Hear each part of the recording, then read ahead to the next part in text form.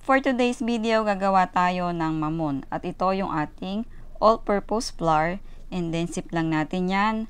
Add naman natin itong ating cornstarch. So, after nyan, ihahalo naman natin itong ating baking powder.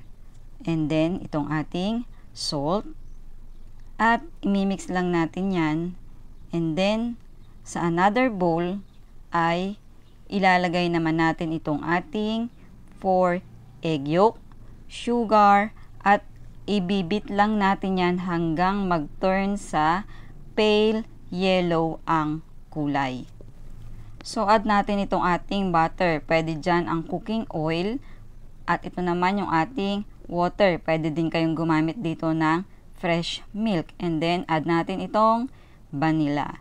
So, mimix lang natin yan. And, i-combine na natin ngayon itong ating wet ingredients sa ating dry ingredients.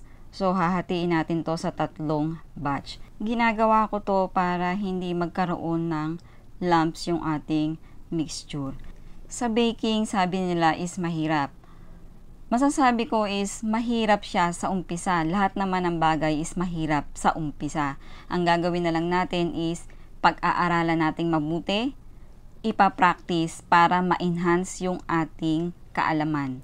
So, kung may mga libreng training center is i-grab nyo yung mga pagkakataong ganun.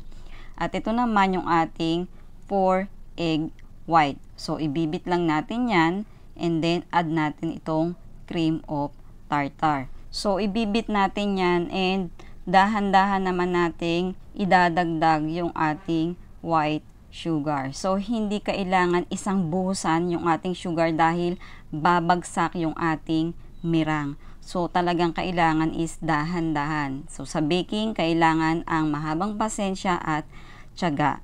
Continue lang natin yung pag-beat hanggang maging stiff peak. So, after nyan, lagay naman natin itong ating mirang dito sa ating heavy mixture.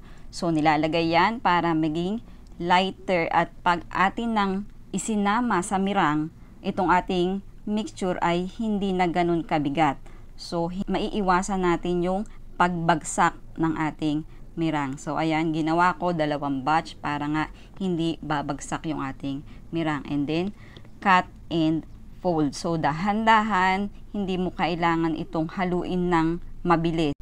After nyan, transfer na natin to sa ating molder. Naglagay lang ako dito ng liner. Pero kung walang liner, pwede nyo siyang i-brush ng oil.